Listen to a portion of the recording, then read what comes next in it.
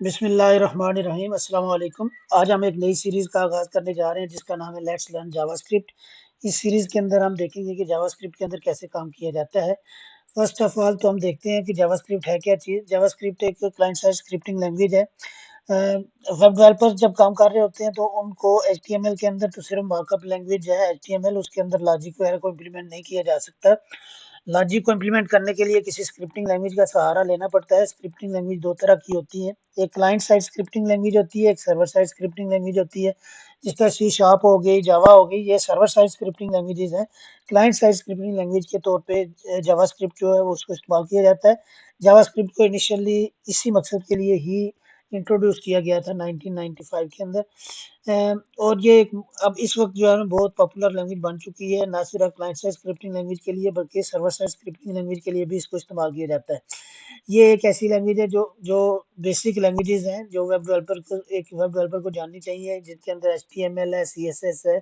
इसी तरह जावास्क्रिप्ट भी है कि अगर क्लाइंट साइड के ऊपर आप कोई लॉजिक इंप्लीमेंट करना चाहते हैं तो ये बहुत ईज़ी है, इसको आसानी से लर्न किया जा सकता है, फ्री है, कोई भी बंदा इसको इस्तेमाल कर सकता है, कोई भी इंस्टॉलेशन इसकी रिक्वायर्ड नहीं है।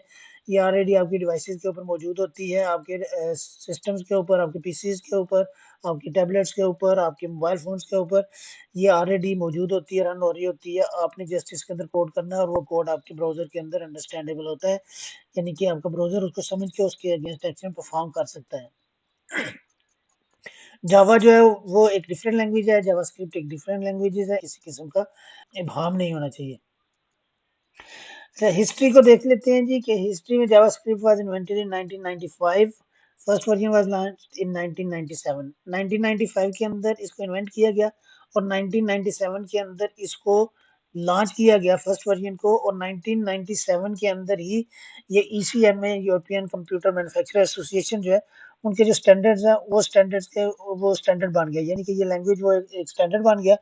और अ, उस स्टैंडर्ड की मुनासबत से ही इसको इसका ऑफिशियल नाम ES1 रखा गया। ठीक है ना, ECMA स्टैंडर्ड, ECMA के से ई को लिया गया और स्टैंडर्ड से एस को लिया गया। ECMA स्टैंडर्ड की वजह से इसका ऑफिशियल नाम ES रखा गया और इसके डिफरेंट वर्जन है, ES1 है, ES2 है, 3 है, 5 है, 6 है।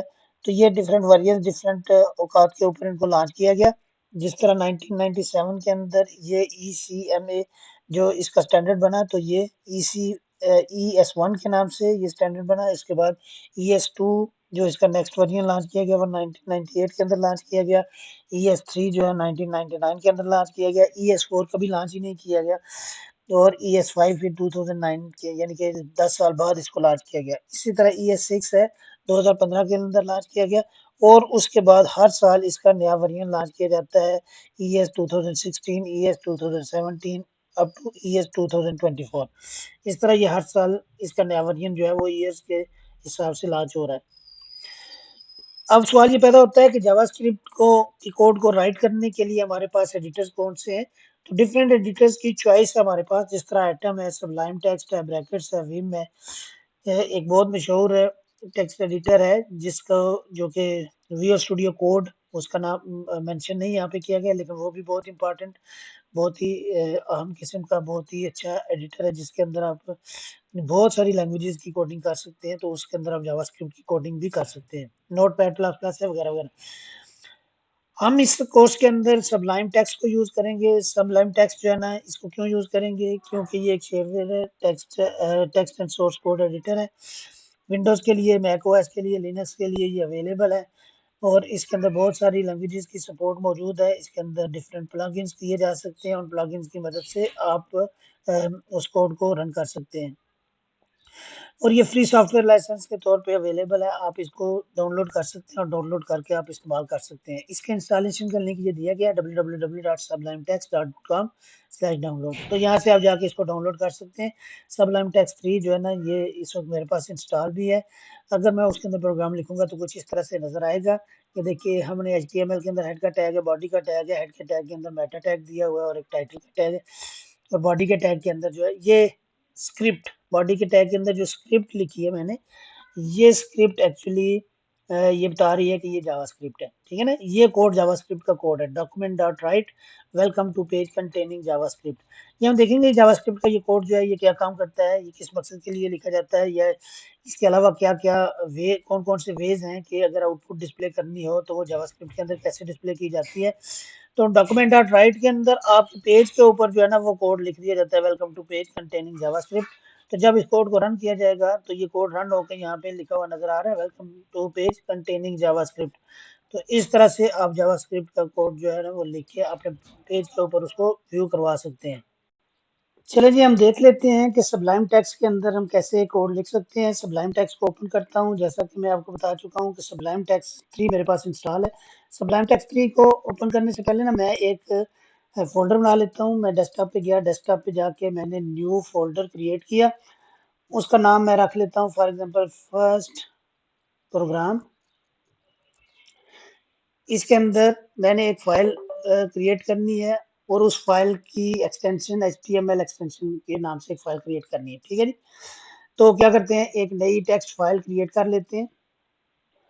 अब इस टेक्स्ट डॉक्यूमेंट की एक्सटेंशन डॉट टेक्स्ट है।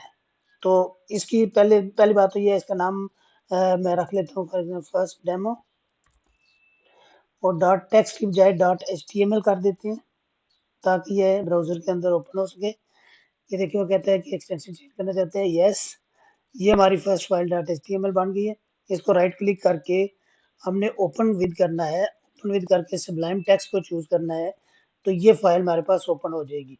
जब ये फाइल हमारे पास ओपन हो जाएगी तो इस फाइल के अंदर ये जो पहले फाइल्स ओपन है उनको मैं क्लोज कर लेता हूँ। ये फर्स्ट डेमो डॉट HTML मेरे पास ओपन हो गई है। इस फाइल के अंदर जाकर मैंने अब HTML का कोड लिखना चाहता हूँ। मैं लिखूंगा HTML, टैब को प्रेस करूंगा तो ये HTML का कोड उसने क्रिएट कर दिया।